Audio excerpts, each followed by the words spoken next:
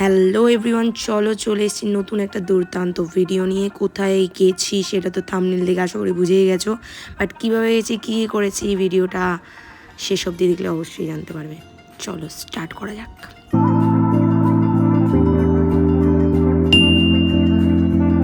গাড়িতে বসে যে ভয়েস ওভারগুলো দিয়েছি সেগুলো তো কিচ্ছু বোঝা যাচ্ছে না, ঘর ঘর ঘর ঘর করছে, তাই জন্য তোমাদের কিন্তু ভয়েস ওভার দিয়েই বলে দিচ্ছি।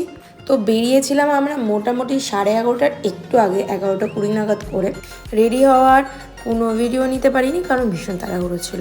সকালে টুকটাক ব্রেকফাস্ট করে বেরিয়েছিলাম, তারপর রাস্তায় দাঁড়িয়ে এক জায়গায় আমরা খেয়ে নিয়েছিলাম দুপুরের লাঞ্চে ছিল লাজবাব একটা বিরিয়ানি। খেয়ে আবার বেরিয়ে পড়লাম। বেরিয়ে পড়ে সোজাসুজি আমরা পৌঁছে গেছিলাম নবদ্বীপে গিয়ে আমরা বুঝতে পেরে গিয়েছিলাম যে হ্যাঁ, আমরা যে সময় এসছি সেটা একটা ভাইটাল সময় নবদ্বীপ আর মায়াপুরের জন্য। কারণ এত ভিড়, নবদ্বীপে ঢুকতে এত ভিড়, জাস্ট জ্যামে আমরা কিছুক্ষণ তো আটকে রইলামই। তারপর দেখো এইভাবে এই যে টোটোর লাইনগুলো দেখছো, আমরা কিন্তু এটা ভিতরের রাস্তা দিয়ে যাচ্ছিলাম। মেন রোডে এত জ্যাম ছিল, আমরা যেতেই পারছিলাম না, বাইক নিয়েও যেতে পারছিলাম না। তারপর গলির রাস্তা দিয়েও এরকম ভিড়, কি বিভৎস ভিড় ছিল সেটা তো তোমরা দেখতেই পাচ্ছ। আমি আরও কিছুটা ভালোভাবে তোমাদের দেখাই আমরা কিভাবে জাস্ট গেছি।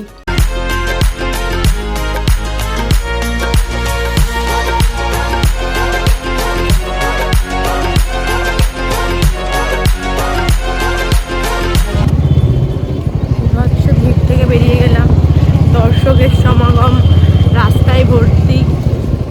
আমরা এইখানেই এরম ভিড় দেখছি, জানি না যেখানে যাচ্ছি সেখানে গিয়ে কতটা ভিড় দেখতে পাবো। রাস্তায় এরকম ভিড় না।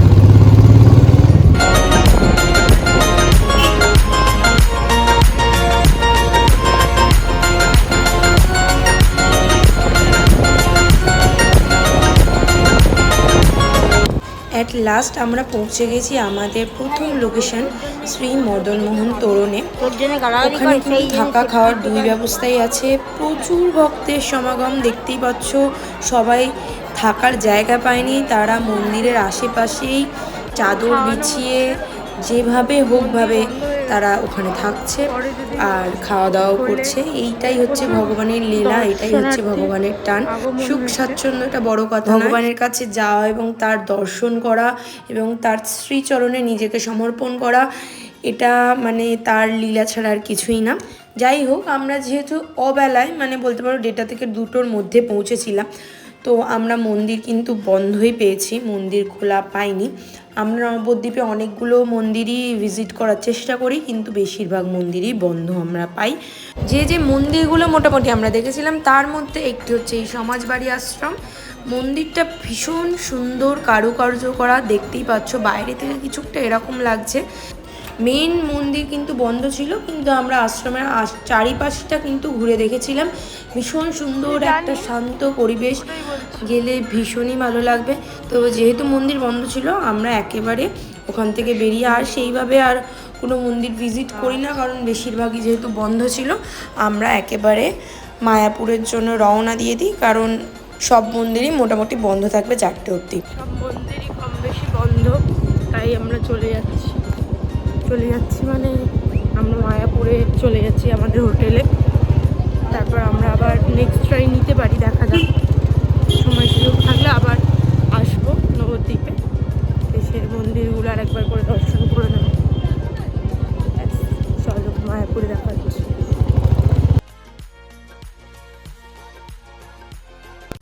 দেখো, নবদ্বীপ থেকে মায়াপুর যাওয়ার জন্য আমরা ফেরিঘাটে চলে এসেছি। নবদ্বীপ ফেরিঘাটে 2 পার্সন আর একটা বাইকের মূল্য ছিল 25 টাকা।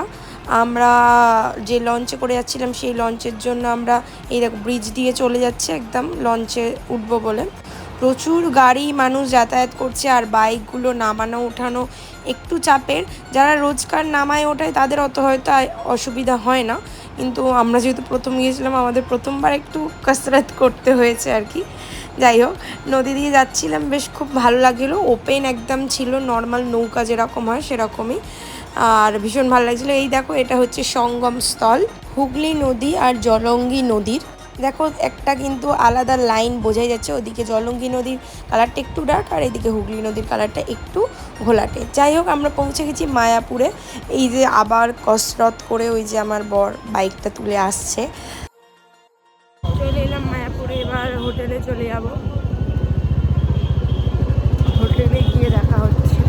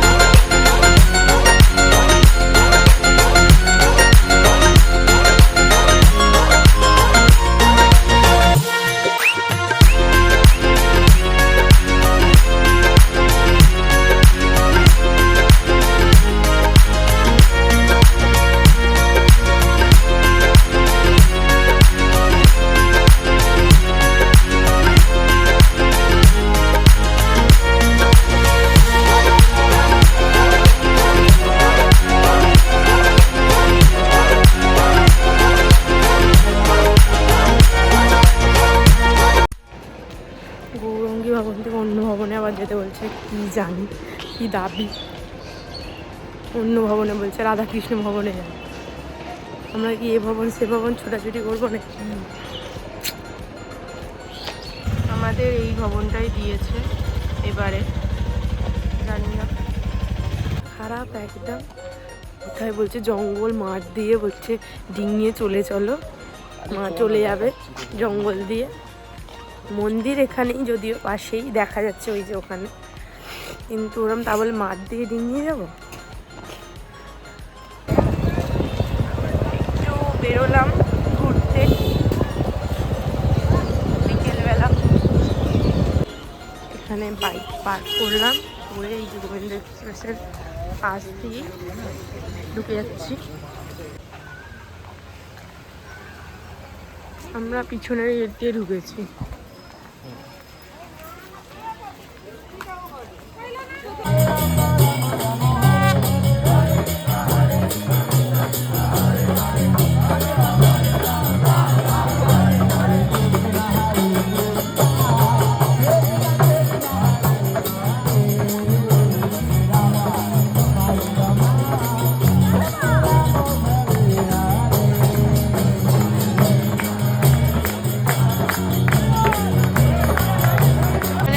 রাখলাম আর এখানে মোবাইল রাখলাম, রেখে আমরা এখন সন্ধ্যা আরতি দেখতে যাবো।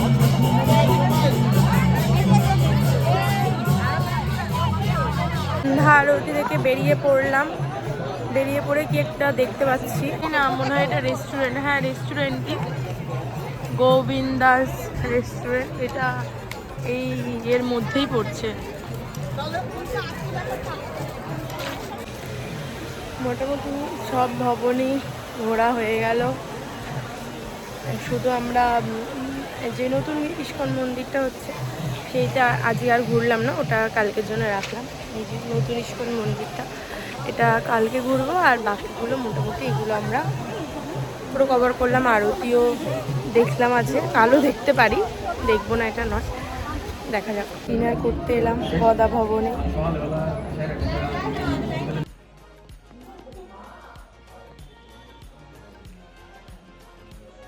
তো চলে এলাম রুমে। এসে তো ঝটকা লেগে গেল, কারণ আমরা যখন এসেছিলাম আমাদের বুক ছিল গৌরঙ্গী ভবন, আর তারপর গৌরঙ্গী ভবনে ওদের রুম অ্যাভেলেবেল ছিল না, কি করে জানি না। আমাদের বুক ছিল আগে থেকে, বাট তারপরেও ওদের অ্যাভেলেবেল নেই। ওরা আমাদের পাঠালো হচ্ছে রাধারানী ভবনে, রাধারানী নয়, রাধাকৃষ্ণ ভবন আই থিঙ্ক, সেখানে পাঠালো। বাট ওদেরও একদিনেরই রুম ফাঁকা আছে, মানে আজকে রাতটাই আমরা শুধু থাকতে পারবো, কালকে আমাদের রুম ছেড়ে দিতে হবে। ওদের কাছেও রুম নেই, এদের কাছেও রুম নেই। ফোন আমাদের ব্লক করে দিয়েছে নাম্বার। আমরা ফোন করতে আবার গিয়ে রিসেপশানে গিয়ে ওয়েট করতে এসে হ্যাড্ডা বললো যে ভুল করে ব্লক হয়ে গেছে, রুম আছে হ্যান ত্যান। সেটা কালকেই বোঝা যাবে রুম আদেও আছে কি নেই, কি করবে না করবে, দেখা যাক, কাল দেখা হচ্ছে। Happy anniversary.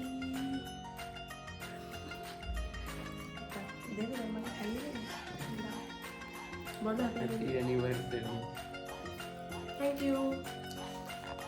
সকালবেলা কেক আরে খেয়ে বেরিয়ে পড়লাম। এবার দেখবো আমাদের রুম দেয় নাকি আমরা আজকেই বাড়ি চলে যাই। আমরা পেয়ে গেছি, এবার রুম পেয়ে আমরা বেরিয়ে যাবো ঘুরতে।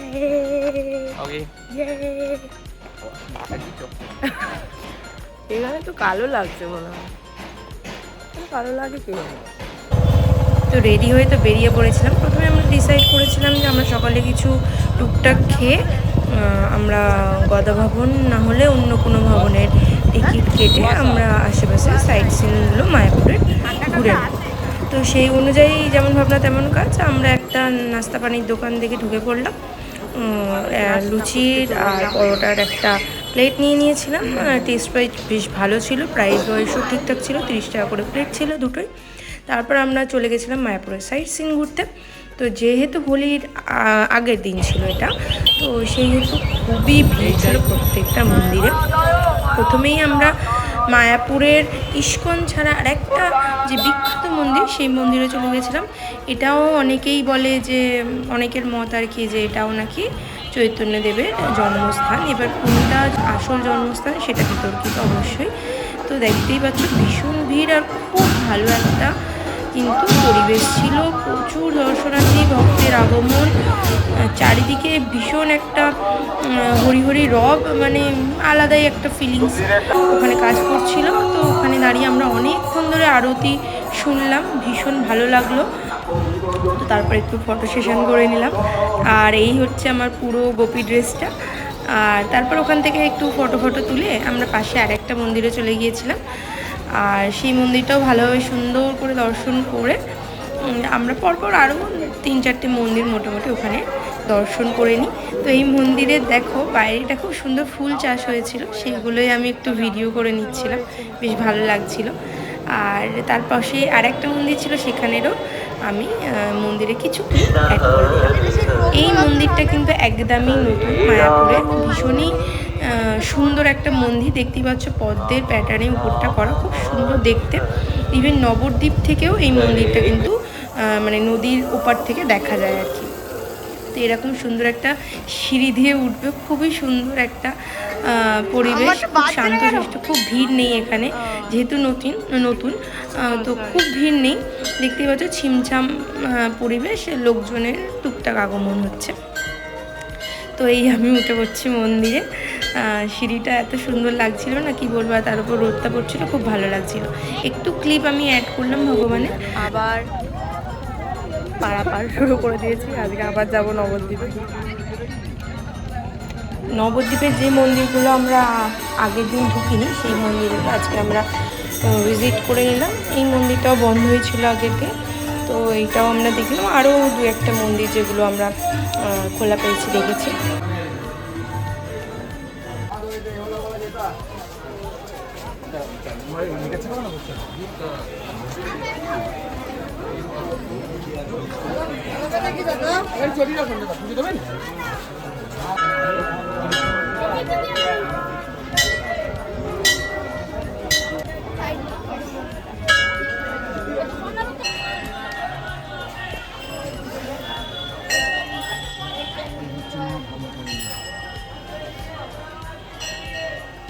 ওরা মায়ের মন্দির দর্শন করলাম, আর তারিণী মন্দিরও দর্শন করলাম।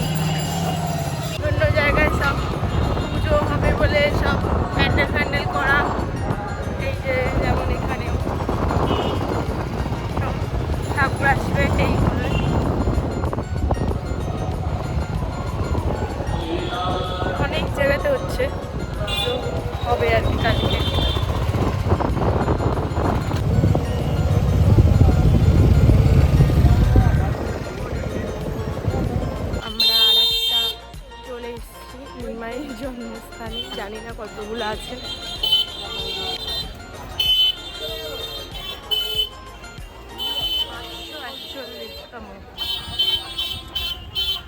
টোটো, টোটো ছাড়া কিছু নেই।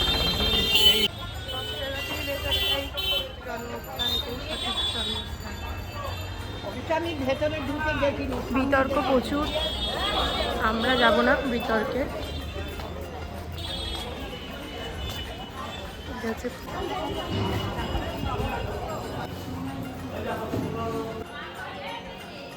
ওখানে কালিয়ানাগ দমন হচ্ছে।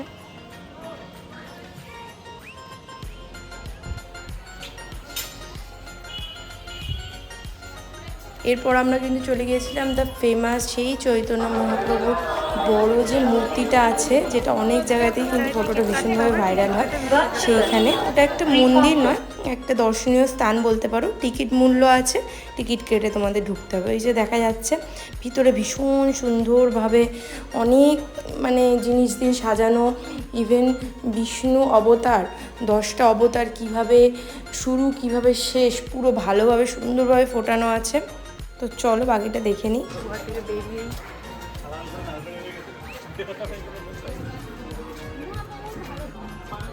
রাসলীলা, শ্যামকুণ্ড, রাধাকুণ্ড, এখানে অনেক সুন্দর সুন্দর বিভিন্ন মূর্তির দ্বারা অনেক রকম অনেক কিছু দেখানো আছে। এই মন্দিরটা সবার আসা উচিত, বেশ সুন্দর। কিন্তু আমরা তো ওইটার কাছে যেতেই পারলাম না। দেখো এখানে কিন্তু ভগবান বিষ্ণুর শুরু থেকে শেষ, ভগবান বিষ্ণুর শুরু শেষ নেই। ভগবান বিষ্ণুর যে অবতারগুলো তার শুরু থেকে শেষ অবধি খুব সুন্দরভাবে বর্ণনা করা আছে। আমার খুব বড় একটা ভুল হয়ে গেছে, আমি শেষ থেকে শুরু করেছি, আমি শ্রী চৈতন্যদেব থেকে ভুল করে শুরু করে ফেলেছি। দেখো এখান থেকে আমি শেষের দিকগুলো দেখলে বুঝতে পারবে যে কিভাবে শুরু হচ্ছে ভগবান বিষ্ণুর যে বিভিন্ন অবতারগুলো, সেগুলো খুব ভালোভাবে ফুটিয়ে তুলেছে। এখানে ভগবান বিষ্ণুর সূচনা থেকে শ্রী চৈতন্যদেবের অন্ত অবধি পুরো একদম ভিডিওর মাধ্যমে দেখিয়েছে, সরি মূর্তির মাধ্যমে।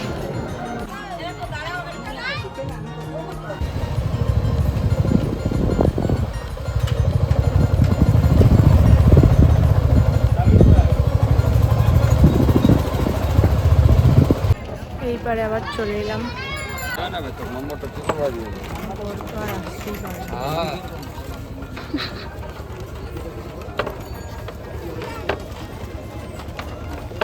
নবদ্বীপ থেকে ফিরে মায়াপুরের আরও কিছু আশ্রম মন্দির আমরা দর্শন করে নিচ্ছিলাম।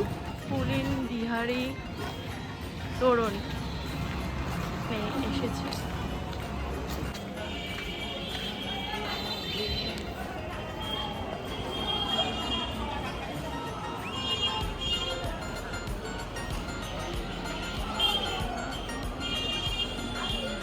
সমাধি মন্দির।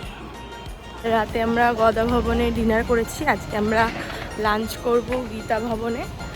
তো গীতা ভবন খুঁজতে বেরিয়েছি এখন, দেখা যাক কোথায় আছে গীতা ভবন, খুঁজে আমরা লাঞ্চটা করে নেব। ভিডিওটা আলাদা করে দেখানো হলো না। ওখানে ছিল পনির ছিল, খিচুড়ি ছিল, ভাত ছিল, ডাল ছিল, একটা পকোড়া ছিল ভেজ, আর পায়েস ছিল, আর লাবড়াও ছিল শাকের।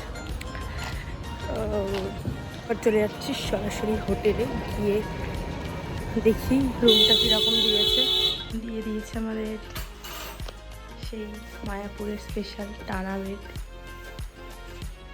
দুপুরবেলা একটু রেস্ট নিয়ে আবার বেরিয়ে পড়লাম, এবার আবার মন্দিরে চলে যাব। মন্দিরে ঢোকার গেট খুঁজে পাচ্ছি না, কোথা দিয়ে যাবো বুঝতে পারছি না, দেখা যাক। ঘুরে যাচ্ছি, ঘুরে আমাদের খুঁজতেই হবে মন্দিরের গেট আজকে। খুঁজে টিকিট কেটে লাইনে দাঁড়িয়ে পড়েছি, লাইন মন্দির।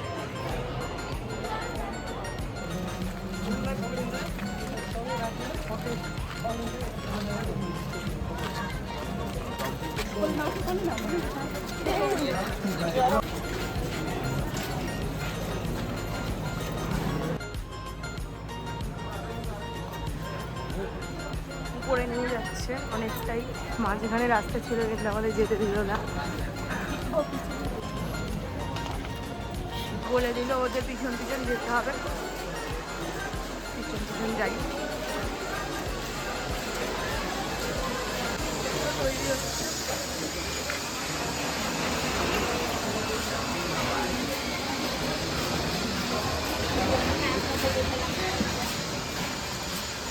लोग यहाँ पर रुकिए, गेट के सामने सामने रुकिए। তৈরি হয়ে গেছে প্লাস্টিক দেওয়া।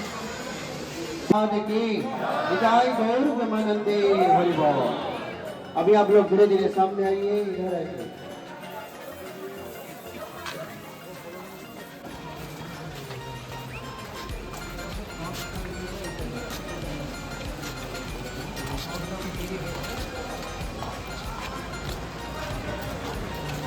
आ जाए,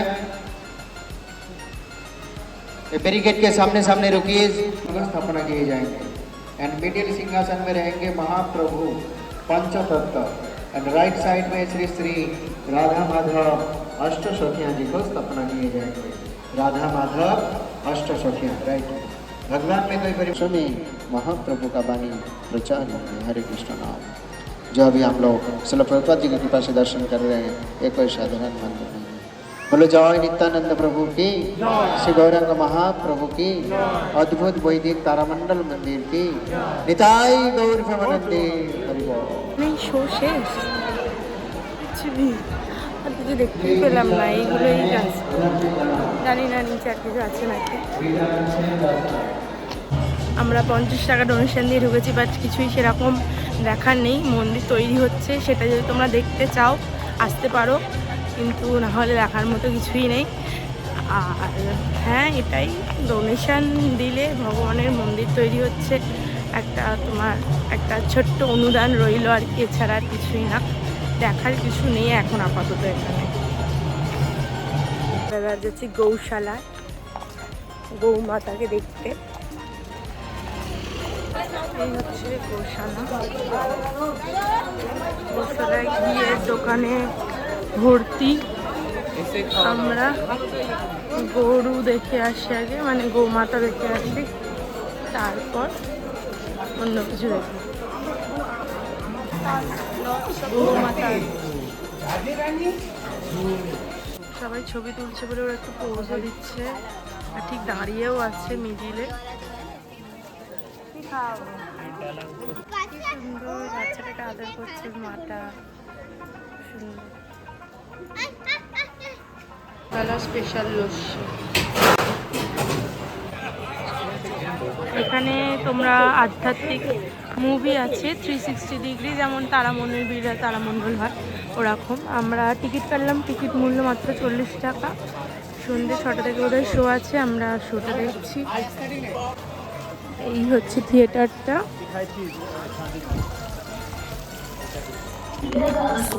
करवानी जा रही है जो बहुत ही प्यारी और दिल को मोह लेने वाली है। तो चलिए चलते हैं उस समय में जहाँ कलयुग को शुरू हुई केवल 4600 वर्ष हुए हैं। ये इतिहास है कलयुग के पतित पावन करुणा अवतार का, जिनका नाम है श्री कृष्ण चैतन्य महाप्रभु। बोलिए गौरंग महाप्रभु की। ये পড়লাম দেখে ভীষণই ভালোই লাগলো।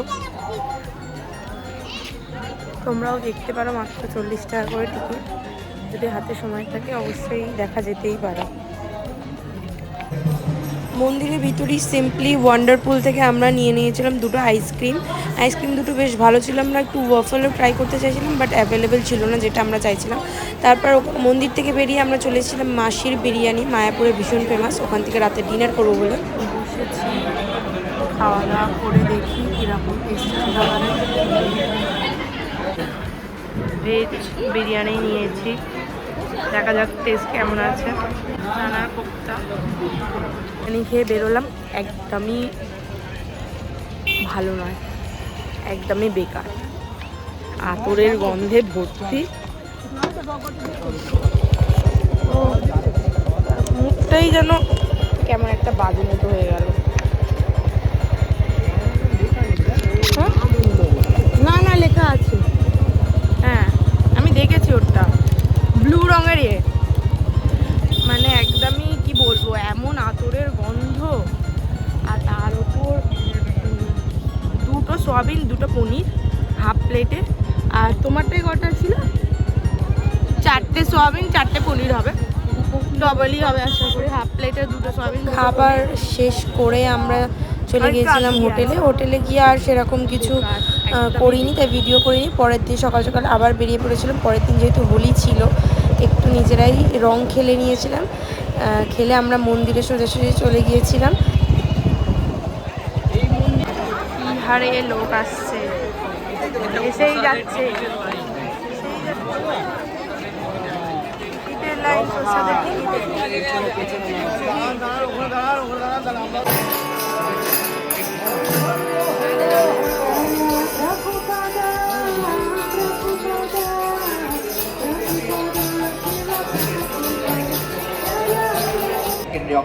আজকে এই জাস্ট আমরা এখানে একটু ঘুরবো, ঘুরে খাওয়া দাওয়া করে বাড়ি চলে যাব। আর সেইভাবে আর কিছু প্ল্যান নেই, এইভাবেই আমরা কাটালাম আমাদের 2-3টে দিন। তো এইভাবেই কাটালাম। চলো টাটা, ভালো লাগলে ভিডিওটা একটা লাইক করে দিও।